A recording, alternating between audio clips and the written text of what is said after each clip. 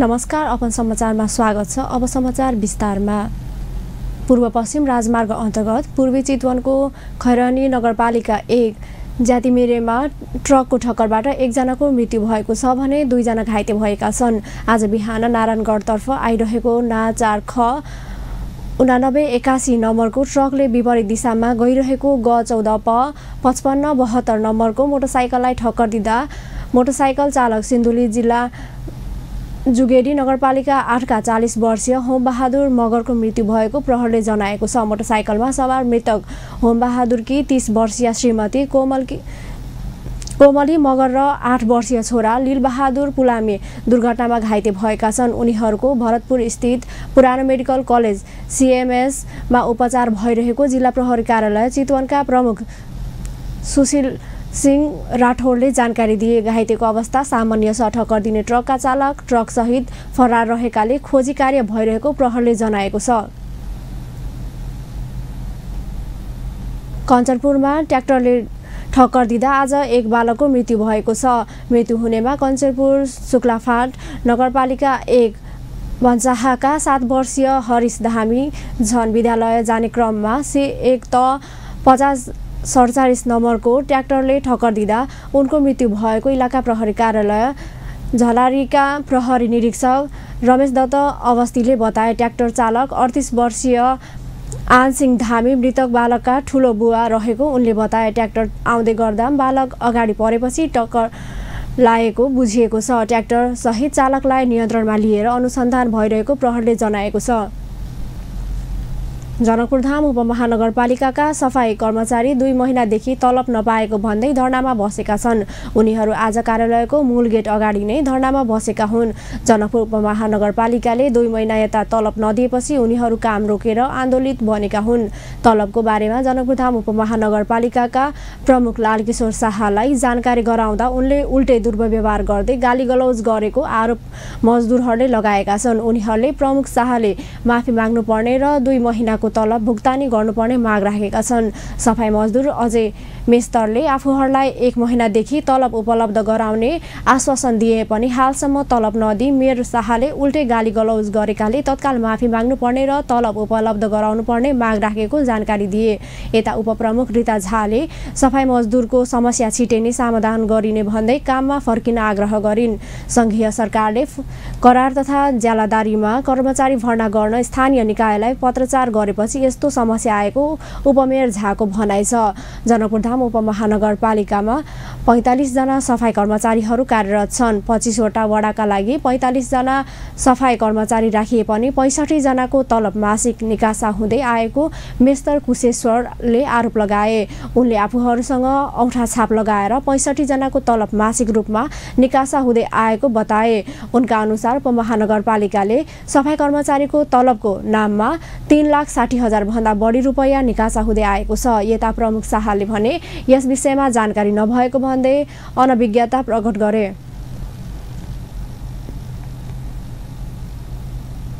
विश्रामपछि समाचारमा स्वागत छ। अब बाँकी प्रसङ्ग। शहरी विकास मन्त्रालय घेराउ गर्न सिंहदरबारको दक्षिणी गेट पुगेका इन्जिनियरहरूमाथि प्रहरले लाठीचार्ज गरेको छ। सरकारले सेवा सुविधा बापतको रकम कटौती गरेको विधेयकमा आन्दोलन पुनर्निर्माणमा खटिएका इन्जिनियरहरूले मङ्गलबार निषेधित क्षेत्र सिंहदरबारको दक्षिणी गेट स्थित शहरी विकास मन्त्रालय घेराउ गर्न खोजेपछि प्रहरले लाठीचार्ज गरेको हो। प्रहरीको लाठीचार्जबाट आधा दर्जन भन्दा बढी इन्जिनियरहरू घाइते भएका छन्। आफूहरूको शान्तिपूर्ण आन्दोलनमाथि प्रहरले लाठीचार्ज गरेकोमा इन्जिनियरहरूले आपत्ति जनाएका छन्। इन्जिनियर विद्या बरालको आफूहरूको माग सम्बोधन गर्न सरकारलाई दबाब दिन गरिएको आन्दोलनमाथि प्रहरले दमन गरेको भन्दै निन्दा र भर्त्सना गर्नुभयो। पुनर्निर्माणमा खटिएका इन्जिनियरहरूले सेवा सुविधा बापतको रकम कटौती गर्ने सरकारले निर्णय गरेपछि त्यसको विधेयकमा एक साता यता पुनर्निर्माणको काम छोडेर काठमाडौँमा आन्दोलन सुरु गरेका छन्। उनीहरूले खाइपाई आएको सुविधा बापतको रकम कटौती नगर्न सरकारसँग माग गर्दै आन्दोलनलाई निरन्तरता दिएका हुन्। इन्जिनियर बरालले पुनर्निर्माणमा खटिएका इन्जिनियरहरूको स्वास्थ्य बिमा र दुर्घटना बिमाको पनि व्यवस्था गर्न सरकारसँग माग गर्नुभयो। विद्या बराल हाल टिआरपी ललितपुरमा कार्यरत छु। यो 3 दिनदेखि हामीले यो हाम्रो आन्दोलन चर्काएका छौँ। हामीले खाइपाइआएको भत्ता कटौती गरिएर हामीलाई मारमा पारिएको छ। हामीले यो सरकारसँग हामीलाई यो महँगी भत्ता चाहियो, हामीलाई यो महँगी अनुसार चल्नु पर्यो भनेर हामीले माग गरेका होइनौँ। हामीले जुन खाइपाइआएको सेवा सुविधा छ त्यही सेवा सुविधालाई नै कायम गरियोस्, निरन्तरता दियोस् भनेर माग गरेका छौँ। त्यसैगरी हामीले हाम्रो स्वास्थ्य बिमा हुनु पर्यो, दुर्घटना बिमा हुनु पर्यो र हामीलाई यो भूकम्पको प्राधिकरण रहन्जेल हामीले 5 वर्ष यो सरकारलाई सेवा सुविधा दिन्छौँ। तर यो सेवा सुविधा दिइसकेपछि यो 5 वर्षपछिको हाम्रो भविष्य के त? हाम्रो भविष्यप्रति पनि एउटा प्रश्न चिन्ह उठाउँदै हामीले स्थायित्व र निरन्तरताको पनि कुरा गरेका छौँ। र म यो आज हामीलाई यो जुन CLPI भित्र छिर्न नदिएर प्रहरी दमनद्वारा जुन हामीलाई एउटा लाठी चार्ज गरियो, यसप्रति पनि म हाम्रो यो सम्पूर्ण प्राविधिकहरूको टिमबाट पनि घोर भर्सना गर्न चाहन्छु। यो कार्य एकदमै निन्दनीय छ। हामी एकदम बुद्धिजीवी साथीहरू छौँ। इन्जिनियर वर्ग भनेको अब कस्तो खालको इन्टेलेक्चुअल पर्सनालिटी हो यो सबैले पनि बुझ्नुहुन्छ होइन। यो पर्सनालिटी माथि आज लाठी चार्ज गरेर प्रहरी दमनद्वारा आफ्नै कार्यक्षेत्रमा पनि छिर्न दिएन। यसको चाहिँ घोर भर्सना गर्दै छिटोभन्दा छिटो वार्ताको लागि यदि माथिबाट पहल भएको खण्डमा हामी वार्ता बसेर हाम्रो छिटोभन्दा छिटो हामी साथीहरू यहाँ विगत 3-4 दिनदेखि हप्ता 10 दिनदेखि नै यहाँ आएर आफ्नो विभिन्न जिल्ला छोडेर यहाँ आएर दुःख गरिराख्नु भएको छ। हामीले अरू केही माग गरेका छैनौँ। हामीलाई हाम्रो पसिनाको मूल्य चाहियो। यो सरकारले नसुनेको हो कि नबुझेको हो, हामीले यो सरकारलाई बिउजाउनको लागि, यो निदाएको सरकारलाई उठाउनका लागि हाम्रो आवाज उठाएका हौँ। यो सरकारले हाम्रो माग जुनसुकै हालतमा पनि पुरा गर्नुपर्ने छ भन्ने हाम्रो चाहिँ आवाज हो। भूकम्पपछिको पुनर्निर्माणमा खटेका इन्जिनियरहरूले आफूहरूलाई दिँदै आएको सेवा सुविधा कटौती गर्ने निर्णय फिर्ता नलिए सरकार विरुद्ध कडा आन्दोलन गर्न बाध्य हुने चेतावनी पनि दिँदै आएका छन्। राजधानीको भद्रकाली स्थित Nepal stock exchanges limited NEPSE कार्यालय घेराउ गर्न पुगेका सेयर लगानीकर्ताहरूलाई प्रहरले नियन्त्रणमा लिएको छ। सेयर लगानीकर्ता दबाव समूह आज बिहान कार्यालय समयमा भद्रकाली स्थित नेप्सेको कार्यालय परिसर बाहिर धरना बस्न लाग्दा प्रहरले नियन्त्रणमा लिएको हो। कार्यालय प्रवेशमा रोक लगाएपछि उनीहरू प्रवेशद्वार बाहिर नै धरना बस्न लाग्दा प्रहरले धरपकड गरी नियन्त्रणमा लिएको हो। सो क्रममा केही समय लगानीकर्ता र प्रहरी बीच भनाभन भएको थियो। शान्तिपूर्ण रूपमा विरोध गर्न पाउने नागरिकको अधिकार प्रयोग गर्न नदिएको भन्दै सेयर लगानीकर्ताले प्रहरीको गाडीभित्रै अर्धमन्त्री र प्रहरी हस्तक्षेप विरुद्ध नाराबाजी गरेका थिए। अहिले 13 जना सेयर लगानीकर्ताहरूलाई सिंहदरबार प्रहरी वृत्तमा राखिएको छ। प्रहरी नियन्त्रणमा रहेको सेयर लगानीकर्ता दबाव समूहका दिपेन्द्र अग्रवालले शान्तिपूर्ण विरोध गर्न पाउने अधिकार प्रयोग गर्दा धरपकड गरिएको भन्दै प्रहरी हस्तक्षेपको विरोध गर्नुभयो। सेयर लगानीकर्ताहरूले पुँजी बजार सुधार र विस्तारका लागि 32 बुँदे माग गर्दै चरणबद्ध आन्दोलन गर्दै आएका छन्। संघीय संसदको शिक्षा तथा स्वास्थ्य समिति अन्तर्गतको शिक्षा विज्ञान तथा प्रविधि उपसमितिले शिक्षामा राज्यले लगानी बढाउनु पर्ने आवश्यकता औलाउनु भएको छ। शिक्षा विज्ञान तथा प्रविधि उपसमितिका संयोजक उमेश श्रेष्ठले आज समितिकी सभापति जयपुरी घरतीलाई बुझाउनु भएको प्रतिवेदनमा सरकारी विद्यालयको सुधार गर्ने बित्तिकै निजी क्षेत्रका विद्यालयको आवश्यकता नै नपर्ने निष्कर्ष पनि निकालिएको छ। शिक्षा क्षेत्रमा लगानी बढाउनु पर्ने सुझाव सहितको प्रतिवेदन समितिमा पेश गरेको उपसमितिका संयोजक श्रेष्ठले जानकारी दिनुभयो। प्रतिवेदनमा 10 वर्षभित्र निजी क्षेत्रका विद्यालय हटाउनु पर्ने प्रस्ताव पनि गरिएको छ। संयोजक श्रेष्ठले शिक्षा क्षेत्रमा लगानी बढाउन प्रदेशमा प्रादेशिक तथा स्थानीय तहमा स्थानीय शिक्षा विकास कोष स्थापना गर्न पनि सरकारलाई सुझाव दिइएको बताउनुभयो। सबै कुरा आउन सक्दैन, त्यो स्थानीय त्यो नियमले बनाउँदाखेरि सबै कुराहरू आउँछ। युनिभर्सिटीहरूको प्रकारहरू, युनिभर्सिटीहरू कसरी खोल्ने र अब शिक्षालाई 10 वर्षभित्र चाहिँ चाहे प्राइभेट भनौँ, प्राइभेटलाई पनि यसलाई सेवामुखी बनाउनु पर्छ भन्ने स्पष्ट धाराहरू यसमा किताब गर्न खोजिएको छ। मलाई जहाँसम्म लाग्छ यो संसारको अरू मुलुकभन्दा शिक्षामा चाहिँ हाम्रो लगानी अलिकति कमी नै छ। 10% हारेर मात्रै हामीले चाहिँ शिक्षामा लगानी गरेका छौँ। शिक्षाको लगानीलाई पनि बढाउनु पर्यो र कतिपय ठाउँमा म के भन्छु भने पब्लिक प्राइभेट पार्टनरसिपका मोडलबाट भौचर दिने कुराहरूदेखि लिएर सबै यहाँ आएको छ। यहाँ यस्तो छ कि कतिपय ठाउँहरूमा सरकारी संस्थाहरूमा धेरै खर्च भएको छ, प्राइभेटमा कम छ भने त्यसले 25% विद्यार्थीहरूलाई सरकारले खर्च गरेर पैसा दियो भने निःशुल्क पढाउनु पर्ने उसले भनेर त्यहाँ भौचर दियो भन्ने कुराहरूदेखि लिएर अलिक इनोभेटिभ कुराहरू पनि राखिएको छ।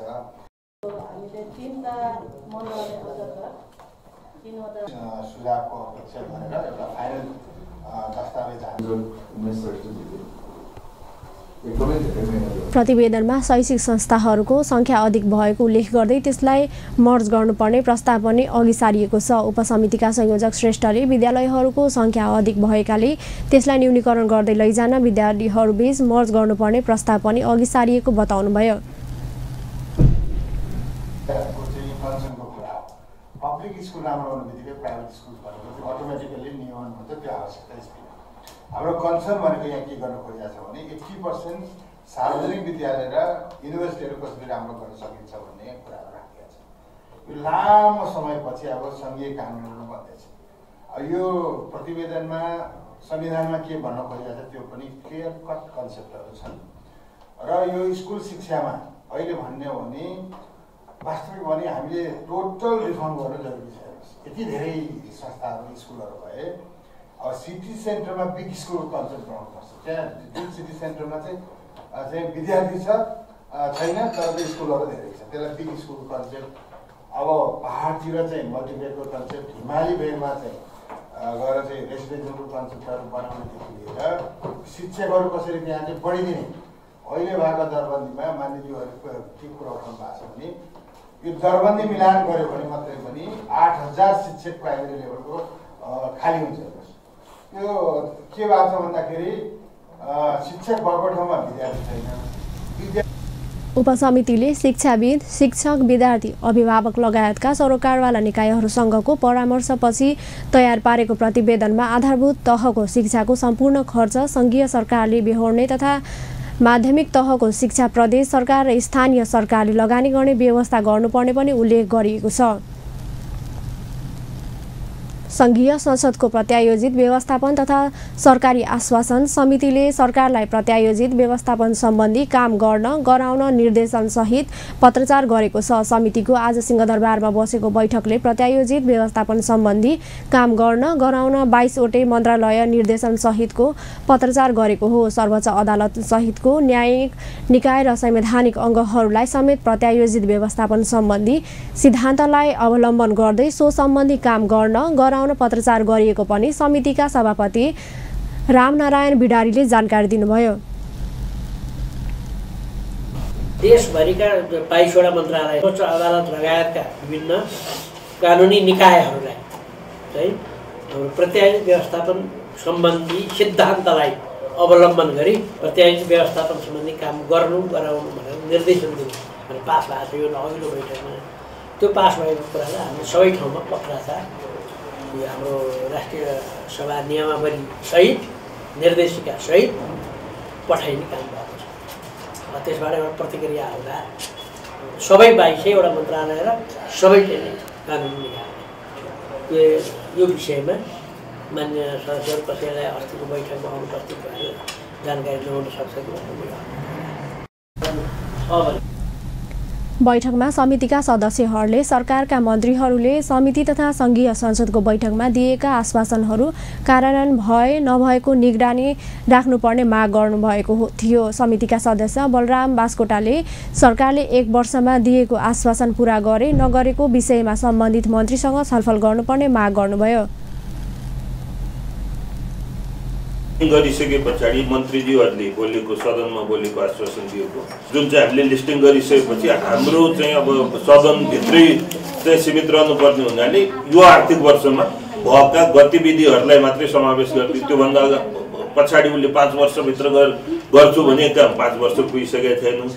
हामीले जुन बेला अख्तियारी चाहिँ प्राप्त गर्थ्यौँ हामीले चाहिँ करिब चाहिँ त्यो 7-8 महिना सरकारको 7-8 महिना 9 महिना व्यतीत भएको हुनाले 1 वर्षभित्र रनिङ फिस्कल इयरभित्र चाहिँ उसले गरेका मात्रै हाम्रा चाहिँ कार्यसीमाहरू होइन त्यसको चाहिँ लिमिटेसन हुन्छ नि, हाम्रो लिमिटेसन त्यो हो भन्ने हामीले चाहिँ बुझेर त्यसरी चाहिँ बाँडफाँड गरे हो कामको। त्यहाँबाट सुरु गर्नु माथिका नमिली भएछ त्योबाट चाहिँ हटाइदिनु सम्बन्धी समितिका अर्का सदस्य राधेश्याम अधिकारीले सरकारका मन्त्रीहरूले दिएको आश्वासनको रेकर्ड राखेर त्यसको अनुगमन गर्नुपर्ने आवश्यकता औल्याउनुभयो। समितिले सरकारी आश्वासन अनुगमनका लागि आवश्यक नियमावली र कार्यविधि नै तय गरेर कामलाई अघि बढाइसकेको छ।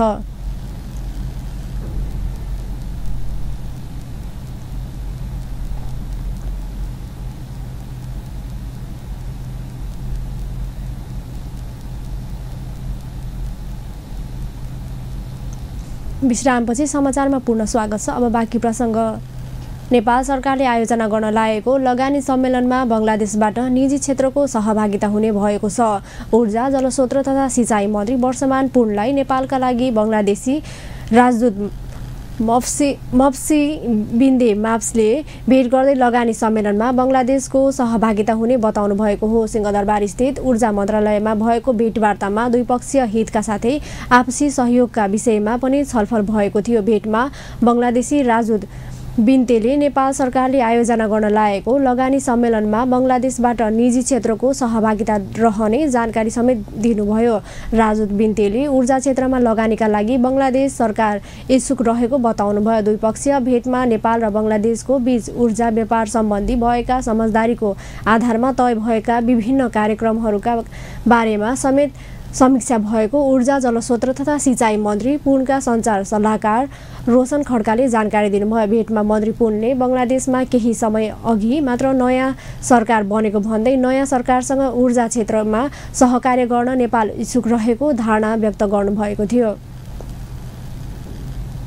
काठमाडौँको सडक धुलोमुक्त बनाउन आजदेखि काठमाडौँ महानगरपालिकाले 5 वटा ब्रुमर सञ्चालन गरेको छ। काठमाडौँ महानगरपालिकाका मेयर विद्यासुन्दर साख्यले आज काठमाडौँमा एक कार्यक्रमको आयोजना गरी काठमाडौँको सडक धुलोमुक्त बनाउन इटालीबाट खरिद गरिएको नयाँ प्रविधिको 5 वटा ब्रुमर सञ्चालनमा कार्यको शुभारम्भ गर्नुभएको हो। कार्यक्रममा बोल्दै उहाँले काठमाडौँको सडकलाई धुलोमुक्त बनाउन सबैलाई साथ र सहयोग गर्न पनि अपिल गर्नुभयो। मेयर साख्यले काठमाडौँको सडक धुलो र हिलो मुक्त बनाउन सडक विभाग, मेलम्ची खानेपानी आयोजना, काठमाडौँ उपत्यका खानेपानी लिमिटेड वडा कार्यालयहरूसँग सहकार्य गरेर अघि बढ्ने निर्णय गरिएको पनि जानकारी दिनुभयो।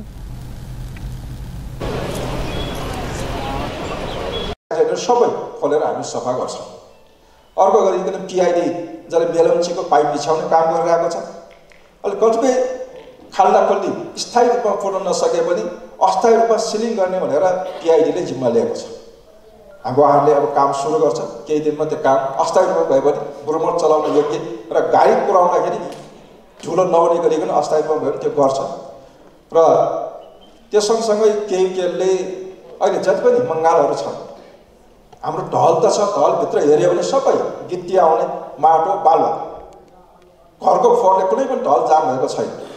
त्यो सफा गर्नको लागि केले अग्रसरता लिएर त्यो काम गर्ने भनेर हामी बाँडफाँड गरिसकेका छौँ। त्यो सँगसँगै हाम्रो बाटान विभाग र वडा समितिहरूले पनि अब हावाहुरी चल्छ भनेर हामीलाई सबैलाई थाहा छ। केही महिनापछि पानी पर्छ। त्यो पानी पर्नुभन्दा पहिला नै सडकमा रहेका निर्माण सामग्रीको व्यवस्थापन 107 किलोवाट क्षमता रहेको सो ब्रुमर 7,62,470 युरोमा इटालीबाट खरिद गरिएको हो। त्यसमा रहेको 4 वटा ब्रसले सडकको धुलोलाई सफा गर्नेछ। ती 5 वटा ब्रुमर तत्कालका लागि रातिको समयमा 8 घण्टा सञ्चालन गरिनेछ। काठमाडौँको टेकुबाट सो ब्रुमर 5 वटा रुट भएर सञ्चालन गरिनेछ। रुट नम्बर 1 अन्तर्गत टेकुबाट सुरु हुँदै सोल्टी मोड, टेकु, त्रिपुरेश्वर, सुन्धारा, नयाँ सडक, काल, जमल, लाम्जीपाट, शीतल निवास, शिक्षण अस्पताल, महाराजगञ्ज हुँदै जमल, घण्टाघर, भद्रकाली हुँदै सुन्धारासम्म ब्रुमर सञ्चालन गरिनेछ। त्यसै गरी रुट नम्बर 2 अन्तर्गत टेकुबाट सिंहदरबार, पुतली सडक, कमलादीप, बालबाटा लगायत स्थानमा ब्रुमर सञ्चालन गरिनेछ। रुट नम्बर 3 अन्तर्गत टेकुबाट कमल पोखरी, ज्ञानेश्वर, मैतीदेवी, पुरानो बानेश्वर, गौशाला, एयरपोर्ट, सिनामङ्गल, चाबिल। रुट नम्बर 4 अन्तर्गत गौशाला, 32 पुतली, पुरानो बानेश्वर, मैतीदेवी लगायत स्थानमा ब्रुमर सञ्चालन हुनेछ। रुट नम्बर 5 अन्तर्गत टेकुबाट कलङ्की, सीतापाइला, बालाजु, ठमेल लगायतका स्थानमा पनि ब्रुमर सञ्चालन हुने काठमाडौँ महानगरपालिकाले जनाएको छ।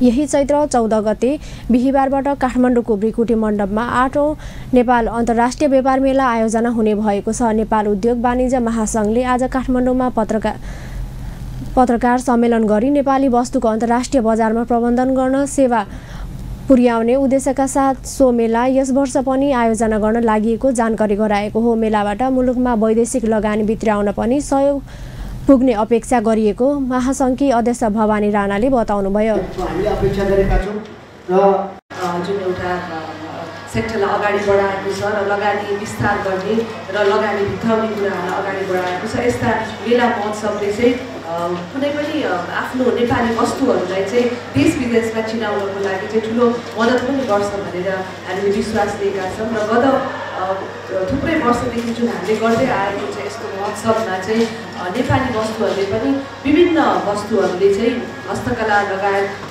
विभिन्न एग्रो सेक्टर्सहरू उनीहरूले चाहिँ एउटा विश्वका विभिन्न देशहरूमा चाहिँ एउटा मार्केट पनि पाएको अवसर पनि पाएको छ र मलाई लाग्छ योपालि अझ एउटा ठुलो रूपमा उनीहरूले अवसर पनि पाउँछ र हामीले यो महोत्सव सँगसँगै चाहिँ B2B मिटिङहरू पनि आयोजना गरेका छौँ र त्यो B2B मिटिङले चाहिँ दुईटै देशको व्यापारी विभिन्न हाम्रो विश्वमा रहेका चाहिँ लगानीकर्ताहरू र ट्रेडर्सहरूलाई पनि आफ्नो देशको सामानलाई चाहिँ कसरी टाइअप गर्ने भन्ने कुरा यसले महत्त्व दिन्छ भन्ने पनि हामीलाई लागेको छ।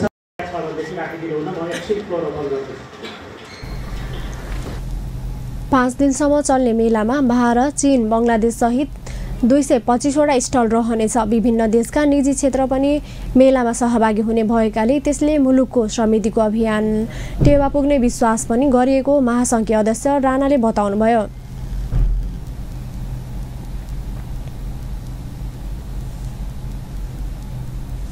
अब खेल समाचार।